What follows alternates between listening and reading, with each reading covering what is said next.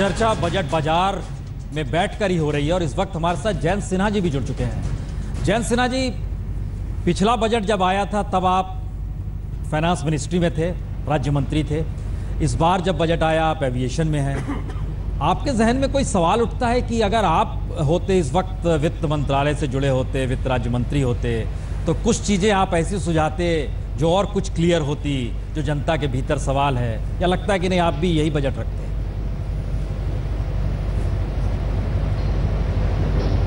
नहीं, बहुत ही उम्दा बजट माननीय वित्त मंत्री जी ने पेश किया है।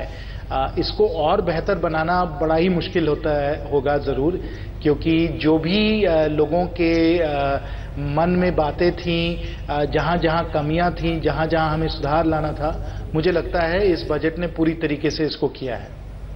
योगेंद्र यादव जी, चूंकि जयंत सिन्हा जी भी हजारीबाग से आते हैं, झारखंड का इलाका है। झारखंड में पिछले दिनों हमने किसानों की हालत भी देखी। जयंत जी ने, आपने भी देखी होगी किस तरीके से टमाटर 10 रुपए किलो मिल रहा था, लोग सड़क पे डाल रहे थे। जो आप स्वराज के जरिए जिन इश्यूज को उठा रहे हैं, सुप्रीम कोर्ट तक गए और सुप्रीम कोर्ट ने एग्रीकल्चर को लेकर नोटिस भी जारी किया है, सेंटर को भी नोटिस किया है, स्टेट को भी किया है। इन सब के बीच क्या बजट में जो लिखा गया वह लिखी हुई चीज इंप्लीमेंट होने की स्थिति की मुश्किल है, या जो लिखा गया उसमें भी कई झोल है? योगेंद्र जी।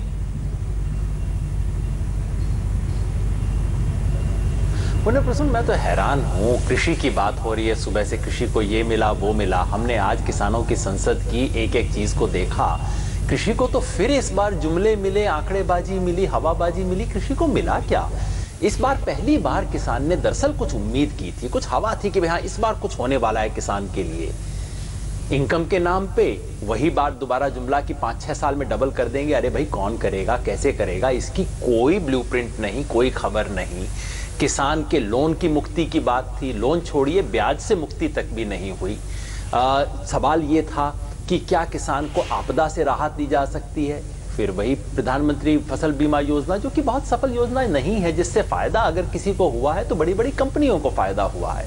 तो एक भी कोई बड़ा विचार नहीं। और मैं तो ये कहने को मजबूर हूं कि बीजेपी और ये जो सरकार है, कांग्रेस मुक्त करे या ना करे, ये इस देश को किसान मुक्त करने की दिशा में जरूर बढ़ रही है। बहुत निराशाजनक बजट था किसानों के लिए, और मैं समझता हूँ इसके बारे में ईमानदारी से चर्चा होनी चाहिए। क्या सरकार किसान और देहात के बारे में गंभीर है भी या नहीं है? जैन जी इसका जवाब दीजिए वो, क्योंकि बहुत जैन जी गंभीर इसमें एक चीज और जोड़ दीजिए, क्योंकि हम और अंजना सुबह से बैठ के डिस्कशन लगातार कर रहे हैं। दो राय निकल कर आ रही है। एक राय यह है कि जीडीपी में योगदान एग्रीकल्चर का बहुत ही कम है, 14% तक हो गया है ऐसे में, और उस पर निर्भर लोग 60% हैं। दूसरा हिस्सा आ रहा है कि पैसा आप कहां से लाएंगे। पैसा लाने के लिए तो आपको फिर उसी दिशा में देखना है, जो हमारा सर्विस सेक्टर है, जो कॉरपोरेट सेक्टर है, उस दिशा से पैसा लाएंगे तो यहां कुछ हम लोग दे पाएंगे। क्या हम लोग अभी इसी इकोनॉमी में उलझे हुए हैं? जयंत जी। नहीं, देखिए, जो हम लोग जो कोशिश कर रहे हैं कि काले धन को कम करें, कैश टू जीडीपी को कम करें, और जो लोग अपना टैक्स जो उनको देना है वो नहीं दे रहे हैं, उनसे टैक्स हम लोग पूरी तरीके से ले पाएं, ये सब जब हम करेंगे तब हमारे पास ये साधन आएंगे कि हम लोग गांव, गरीब, किसान, महिला, युवा, इन लोगों को जो साधन देना है, इनको जो अधिकार देना है, हम लोग जरूर देंगे। तो ये बड़ी अच्छी तरीके से किया जा रहा है, बड़ी कुशलता से किया जा रहा है। साथ साथ पहले वक्ता ने अभी कहा कि ग्रामीण क्षेत्रों के लिए कुछ नहीं किया गया है। मैं उनके साथ बिल्कुल सहमत नहीं हुआ। हकीकत ये है, और अगर आप ग्रामीण क्षेत्र में दौरा करें, जो मैं हर दम करता रहता हूं, वहां बहुत परिवर्तन आ रहा है। फसल बीमा योजना को जो हम लोगों ने लागू किया है वो एक क्रांतिकारी योजना है। जो आपदा के कारण लोगों को हानि पहुंच रही थी वो अब नहीं पहुंच रही है, क्योंकि अब बीमा योजना उनके लिए लागू हो चुकी है। जो हम लोग सिंचाई के लिए व्यवस्था कर रहे हैं, जो हम सड़क बना रहे हैं, जो ग्रामीण क्षेत्र में जो हम लोग बिजली ला पा रहे हैं, इन सब कारण किसानों की जो आमदनी है वो बहुत अच्छी तरीके से बढ़ रही है। साथ साथ जो हम लोगों ने नेशनल एग्रीकल्चरल मार्केट को जो हम लोगों ने डी कंट्रोल किया है, उसके द्वारा जो फसल के लिए जो आपको पैसे मिलने चाहिए वो भी किसानों को ज्यादा अधिक मिल रहे हैं। एग्रीकल्चरल क्रेडिट को जो हम लोग बढ़ाते चले गए हैं, इस हम लोगों ने बजट में 10 लाख करोड़ कर दिया है। और साथ साथ ये सब जो क्रेडिट है वो तो रुपए कार्ड के द्वारा डिजिटली लोगों को मिल रहा है, तो बड़े आसानी से मिल रहा है, बड़ी सरलता से मिल रहा है। तो ये सब अगर आप देखें तो आपको नजर आएगा कि ग्रामीण क्षेत्र में हम व्यवस्था, बुनियादी जो सुविधाएं हैं वो तो पहुंचा ही रहे हैं, पर साथ साथ जो हमारे किसान भाई और बहन हैं उनकी तनख्वाह, उनकी आमदनी, उनकी कमाई को भी हम लोग इस तरीके से बहुत बढ़ावा दे रहे हैं। तो ये कुल मिलाकर अगर ग्रामीण क्षेत्र में देखें तो मैं तो कहूंगा कि ये ग्रामीण क्षेत्र में क्रांति आ रही है। ठीक है सिन्हा साहब, 2 सवाल हैं आपके लिए। एक तो रणदीप सुरजेवाला जी कुछ बार बार हाथ उठा रहे थे, सर आप पूछ ले। फिर टिकैत साहब यहाँ पर एक किसान नेता है, वो भी एक सवाल पूछना चाहते हैं। सुरजेवाला जी सीधा आप पूछ सकते हैं उनसे, या जो भी आपकी राय।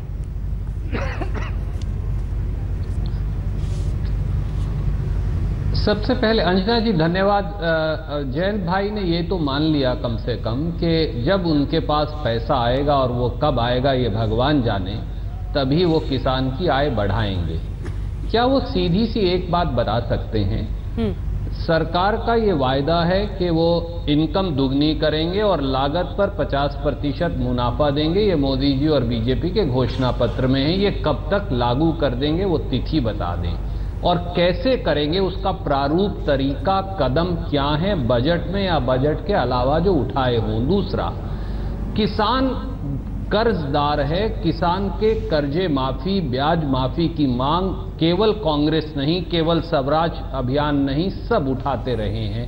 क्या इस बारे में कोई निर्णायक और ठोस कदम उठाएंगे? और एक छोटा सा सवाल तीसरा, न्यूनतम समर्थन मूल्य आपकी सरकार में सबसे कम बढ़ा है। गन्ने पे आपने 2 साल में 10 रुपया बढ़ाया है। यही हालत लगभग सब और फसलों की है। कब आप बाजार भाव से किसान की फसल की कीमतों को जोड़ेंगे और हुए नुकसान की भरपाई कैसे करेंगे? इसका सीक्वेंस पलट देते हैं सिन्हा साहब, और कर्ज माफी को बाद में। पहले न्यूनतम समर्थन मूल्य पर जो सवाल है, जो प्रश्न है, वो बहुत कम आपकी सरकार में हुआ है गन्ने का, जैसे उन्होंने जिक्र भी किया, एग्जाम्पल दिया। वहां से शुरू करते हुए आपका जवाब। देखिए, जहां जहां मिनिमम सपोर्ट प्राइस है उसको बढ़ोतरी देनी है वो हम लोग कर रहे हैं। देखिए, कुछ दिन पहले दाल का जो उत्पादन था वो कम हो रहा था, तो हम लोगों ने दाल की जो मिनिमम सपोर्ट प्राइसेस थे उनको काफी हम लोगों ने बढ़ाया, और उस कारण दाल का जो उत्पादन है वो बहुत अच्छी तरीके से बढ़ रहा है। साथ साथ आपको ये भी देखना चाहिए कि हमें सिर्फ जो प्राइस है उस पर ध्यान नहीं देना है, हमें इस पे ध्यान देना चाहिए कि कमाई जो है वो हमारे किसानों की हो रही है कि नहीं हो रही है। तो उसमें सिर्फ प्राइस नहीं, हमें जो इनपुट्स होते हैं, जो कॉस्ट हैं, उन्हें भी हमें देखना है। और वही मैं अभी पहले भी समझा रहा था कि कॉस्ट को हम लोग काफी तरीके से कम कर रहे हैं। बिजली आ रही है, सड़क आपको मिल रही है, सिंचाई आपको मिल रही है, तो आपके कॉस्ट कम हो रहे हैं, तो आपका मुनाफा बढ़ रहा है, आपकी कमाई बढ़ रही है। तो इस तरीके से आमदनी जो है उसको हम लोग दुगना कर रहे हैं। मिडिल मैन कैसे? आपने ये भी प्रश्न पूछा। इसकी चिंता हमेशा तमाम सरकारों ने जाहिर की, बिचौलिया कैसे जाए? वो भी हम लोगों ने नेशनल वो बढ़ाई हो। बिल्कुल बिल्कुल बिल्कुल, और उस पर हम लोगों ने जो क्रांति लाई है, जो हम लोगों ने ई नाम लाया है, जो नेशनल एग्रीकल्चरल मार्केट्स में इलेक्ट्रॉनिकली, डिजिटली हम लोगों ने कहा है कि खरीदारी होगी, प्राइस डिस्कवरी होगी, सब जो प्राइस होंगे वो पारदर्शी तरीके से आपको नजर, बहुत अच्छी तरह से इंप्लीमेंट हो रहा है। 500 मार्केट्स में हो चुका है, अब और भी बहुत सारे मार्केट्स में होने वाला है। तो बहुत अच्छी तरीके से, ये पारदर्शी तरीके से किया जा रहा है। सॉइल हेल्थ कार्ड्स पे हम लोग बहुत जबरदस्त काम कर रहे हैं। इस तरीके से सब जो साधन कृषियों को मिलने चाहिए, कृषि को मिल रहे हैं। साथ साथ आपने पूछा कि ये साधन कहां से मिलेंगे, मैं आपको बता रहा हूं कि जो टैक्स कलेक्शन है उसका 17% ग्रोथ हो रहा है। इंडिविजुअल टैक्स पेयर से हमारा 34% ग्रोथ हुआ है। साधन हमें मिल रहे हैं, क्योंकि जो हम लोग टैक्स चोरी जो हो रही थी, जो लोग कानून का उल्लंघन कर रहे थे, उन पे हम लोगों ने अंकुश लगाया है, टैक्स कलेक्शन बढ़ा है, और इस टैक्स कलेक्शन के द्वारा हम लोग बहुत साधन अपने किसान भाइयों और बहनों को दे रहे हैं। आपका अंतिम विषय ये था कि लोन जो है उसका वेवर क्यों नहीं हो रहा है। आपको मालूम है कि चुनाव में चाहे आप पंजाब, जी आपको एक सेकंड सिन्हा साहब रोक रहे हो, सुरजेवाला साहब, क्योंकि विक्रांत यहां पर पहुंचे और विक्रांत अच्छी खबर लेकर आ रहे हैं। क्रिकेट में जीत, विक्रांत, टीम इंडिया ने इंग्लैंड को 203 का लक्ष्य दिया है, दरअसल लक्ष्य दिया।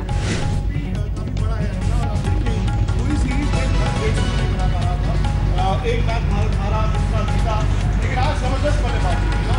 बड़ी बात यह है कि आज अगर आप देखें ओडगार्ड, जिन पर सवाल थे, सुरेश रैना, महेंद्र सिंह धोनी, युवराज, तीनों ने तेज तरार बल्लेबाजी की। रैना नंबर 3 पर आए, उन्होंने आज छक्कों की बरसात की, 63 रन बनाए सिर्फ 46 गेंदों में। धोनी, आप सबको सुनकर हैरानी होगी कि उनके T20 करियर में, जो कि तकरीबन 8-9 साल का हो चुका है, पहला अर्धशतक उन्होंने लगाया आज। धोनी के T20 करियर का पहला अर्धशतक था।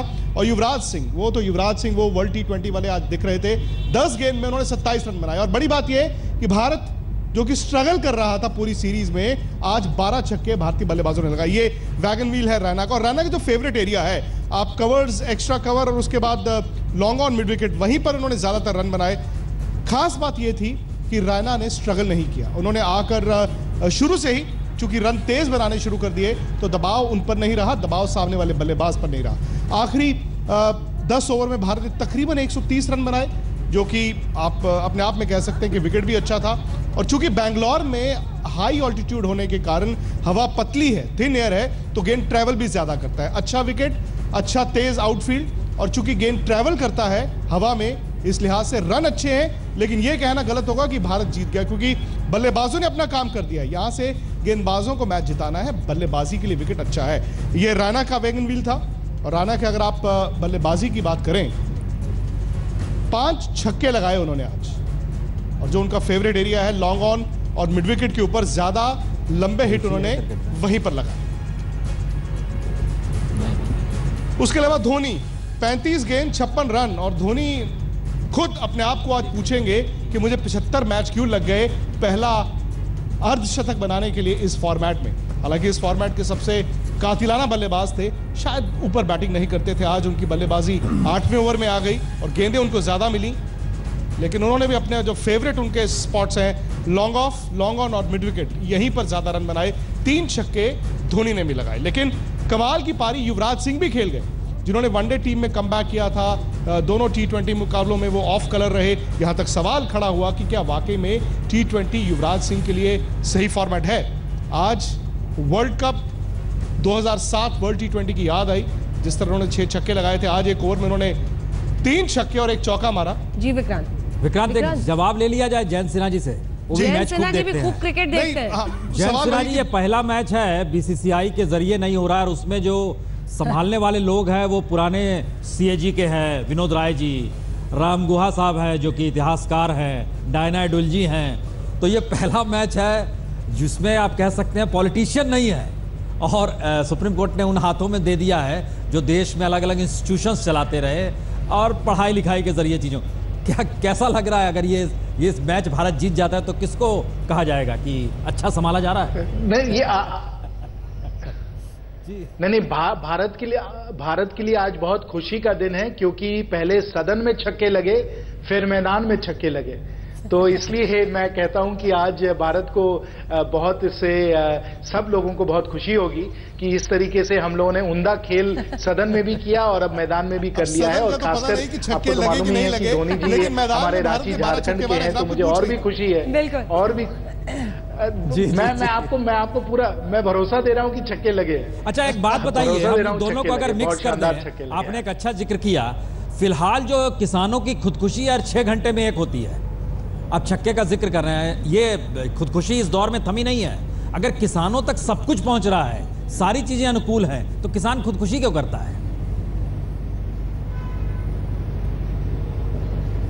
ये बहुत दुख की बात है। अगर ये हालात हैं और आप जैसे कह रहे हैं कि ऐसे कुछ बड़े दुखद आंकड़े हैं, तो उन पे भी हमारी कार्रवाई चल रही है। और हमारी कोशिश है कि जिन किसानों को इस तरीके से इतने ऋण से अपना मामला संभालना पड़े, उन लोगों को हम लोग जरूर राहत देंगे। और कई सारे हमारे जो राज्य हैं वहां हम लोग ये राहत पहुंचा भी रहे हैं उन लोगों को। अब देखिए, ये जो है उत्तर प्रदेश में जरूर हो रहा होगा, जहां हम लोगों ने कहा है कि हम लोग लोन माफी को देखेंगे, और जो भी हम लोगों को किसानों के लिए करना होगा हम उत्तर प्रदेश में जरूर करेंगे। ठीक है, मुझे भी लगता है कि प्रसून जी, किसानों पर काफी जोर हम लोग बजट के दिन देते हैं, लेकिन ये पिछले 2 सालों की बात नहीं है, ये दशकों की नीतियां हैं जो आज परिस्थिति यहाँ पर पहुंची है। और क्रिकेट के छक्कों पर, और जब आपने छक्कों की बात की तो रणदीप सुरजेवाला जी के चेहरे का रंग बिल्कुल लाल हो गया था। रणदीप जी, मैं आपके पास आऊंगी, लेकिन उससे पहले एक स्पेसिफिक सवाल है जयंत सिन्हा साहब आपसे, क्योंकि आप फाइनेंस को इतनी अच्छी तरह से समझते हैं, आपने जयंत बाबू की क्लास बहुत की है आज तक पे। मुझे बताइए कि कैसे जान फूकेंगे आप अर्थव्यवस्था में?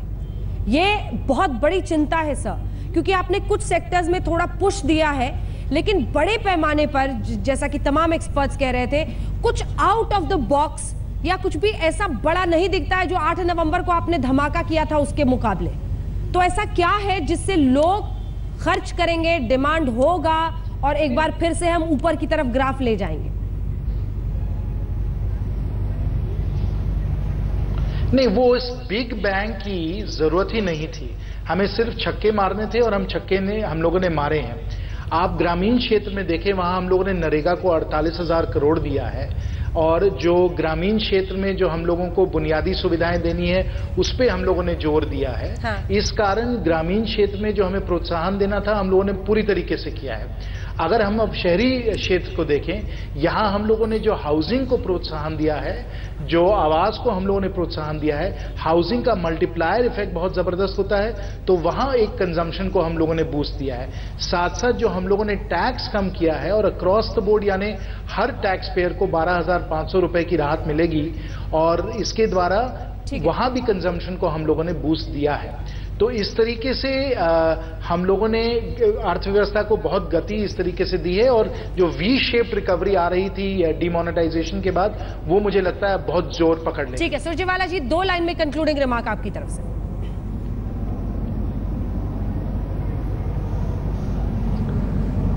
आपने इनकम टैक्स में राहत तो दे दी, पर यह बताना भूल गए कि आपने सर्विस टैक्स 12% से 14% कर दिया और पेट्रोल डीजल जो आम आदमी भरवाता है, लगभग पिछले 2.5 महीने में उसकी कीमतों में 3.5 रुपया से 4.5 रुपया लीटर तक वृद्धि की। तो थोड़ा सा पैसा, लेकिन इसी के साथ बजट बाजार में हमें एक ब्रेक के लिए रुकना पड़ रहा है। फौरन लौटते हैं, आप देखते रहिए आज तक।